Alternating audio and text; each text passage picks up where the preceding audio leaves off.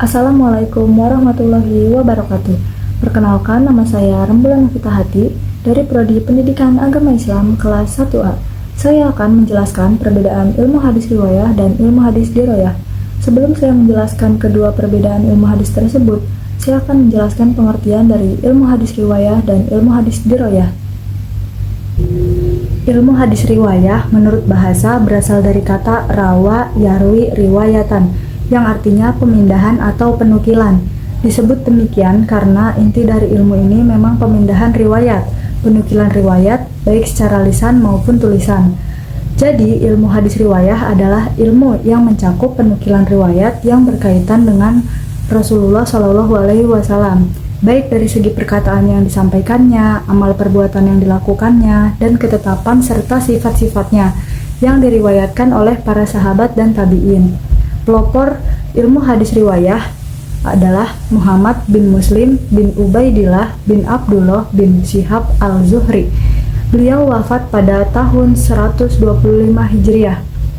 Objek pembahasan ilmu hadis riwayah ialah dari Nabi Muhammad SAW. Dan objek kajian ilmu hadis riwayah ialah bagaimana cara menerima dan menyampaikannya kepada orang lain. Selanjutnya ada tujuan dan manfaat ilmu hadis riwayah. Tujuan ilmu hadis riwayah yang pertama, menjaga kemurnian riwayat hadis Nabi Muhammad SAW. Yang kedua, menyampaikan kembali sabda, perbuatan, dan ketetapan Nabi Muhammad SAW secara akurat. Dan yang ketiga, memastikan rantai periwayatan hadis tetap terhubung sampai kepada umat. Adapun manfaat ilmu hadis riwayah, yang pertama yaitu agar terhindar dari pemalsuan hadis yang bisa merusak ajaran agama. Yang kedua yaitu agar umat Islam dapat mengenal perkataan dan ajaran Nabi Muhammad SAW secara asli. Dan yang ketiga, membantu para ulama dalam menulis kitab-kitab hadis yang sahih. Selanjutnya ada ilmu hadis diroyah. Ilmu hadis diroyah adalah ilmu yang mempelajari tentang hakikat periwayatan, syarat-syaratnya, macam-macamnya, hukum-hukumnya, keadaan para perawi dan syarat-syarat mereka, macam-macam periwayatannya, dan hal-hal yang berkaitan dengan periwayatan. Masing-masing akan saya bahas satu persatu. Yang pertama ada hakikat periwayatan. Yang dimaksud di sini yaitu penukilan hadis dan penyandarannya kepada sumber hadis atau sumber berita. Kemudian yang kedua syarat-syaratnya. Yang dimaksud syarat-syarat di sini yaitu metode perawi ketika menerima periwayatan hadis. Ada berbagai macam-macam cara penerimaan, seperti melalui metode simak atau pendengaran, kemudian metode qiraah, metode pembacaan, atau metode ijazah. Metode ijazah ini yaitu contohnya seorang guru memberikan izin kepada murid agar si murid menyampaikan hadis kepada orang lain. Kemudian murid yang dipilih ini nih bukan murid sembarangan, tetapi murid pilihan. Kemudian yang ketiga ada macam-macamnya. Apakah periwayatannya itu bersambung atau terputus? Kalau sanadnya bersambung, maka hadisnya sahih. Namun apabila terputus, maka hadisnya akan menjadi dhaif. Kemudian yang keempat ada hukum-hukumnya. Apakah periwayatannya diterima atau ditolak?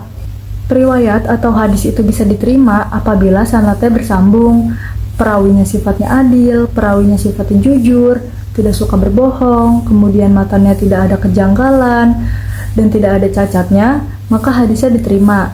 Tapi kalau perawinya sifatnya tidak adil, tidak menjaga kehormatan, tidak jujur, suka berbohong, dan hadisnya ada kejanggalan dan ada cacat, maka hadisnya ditolak. Yang kelima ada keadaan para perawi dan syarat-syarat mereka. Yang dimaksud di sini yaitu sifat perawi dan biografinya. Sifatnya tadi, adil atau tidak, jujur atau tidak, suka bohong atau tidak.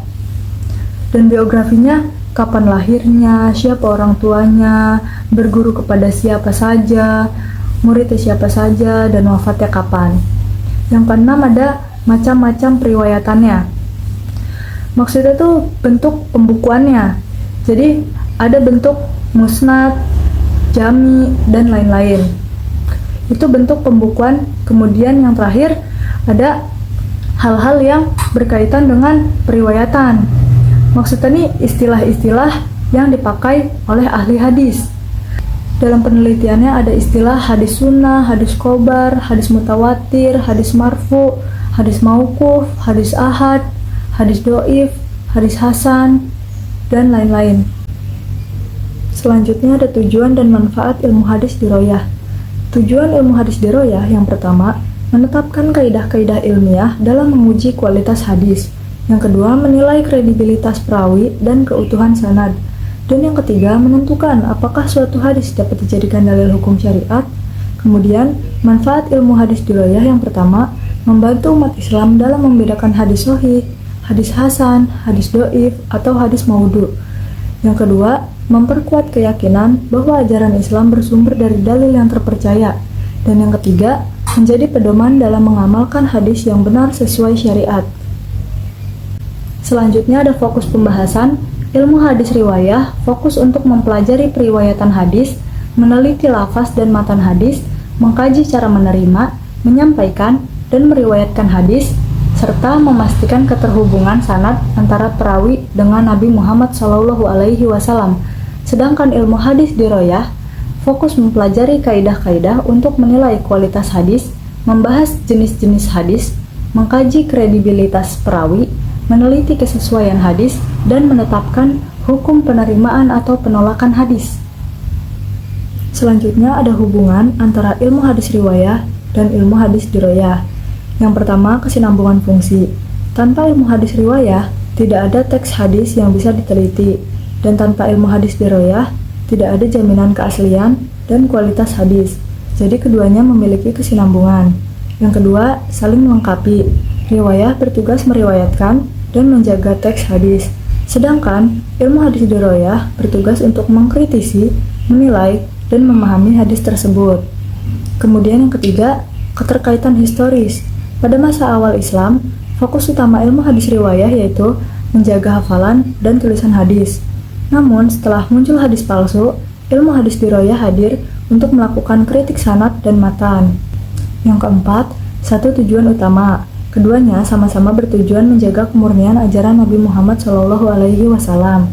Yang kelima, keterkaitan metodologi. Ilmu hadis riwayah menekankan metode periwayatan sanad, sedangkan ilmu hadis diroyah menekankan metode kritik ilmiah. Dan yang keenam, praktik keilmuan. Ulama ahli riwayah atau perawi mencatat, menghimpun, dan meriwayatkan hadis, sedangkan ulama ahli diroyah menilai apakah hadis itu sahih atau tidak. Selanjutnya yaitu perbedaan ilmu hadis riwayah dan ilmu hadis diroyah. Dari segi pengertian, ilmu hadis riwayah adalah ilmu yang mempelajari cara menerima, menjaga, dan meriwayatkan hadis. Sedangkan ilmu hadis diroyah adalah ilmu yang mempelajari kaidah-kaidah untuk menilai sanad, matan, dan perawi hadis. Dari segi fokus kajian, ilmu hadis riwayah berfokus pada periwayatan langsung, sedangkan ilmu hadis diroyah berfokus pada penelitian kualitas hadis. Dari segi metode, ilmu hadis riwayat menggunakan metode periwayatan langsung, sedangkan ilmu hadis diroyah menggunakan metode analisis kritis. Dari segi objek kajian, ilmu hadis riwayah, objek kajiannya yaitu sanad dan matan hadis dalam aspek periwayatan, sedangkan ilmu hadis diroyah, objek kajiannya yaitu sanad, matan, dan perawi hadis dalam aspek penilaian. Dari segi tujuan, ilmu hadis riwayat bertujuan untuk menjaga agar hadis sampai dengan benar ke generasi berikutnya. Kalau ilmu hadis diroyah bertujuan untuk menentukan kualitas hadis dan memahami hukumnya. Dan dari segi inti, ilmu hadis riwayah itu meriwayatkan hadis, sedangkan ilmu hadis diroyah itu meneliti dan memahami. Sekian yang bisa saya sampaikan, kurang lebihnya mohon maaf. Wassalamualaikum warahmatullahi wabarakatuh.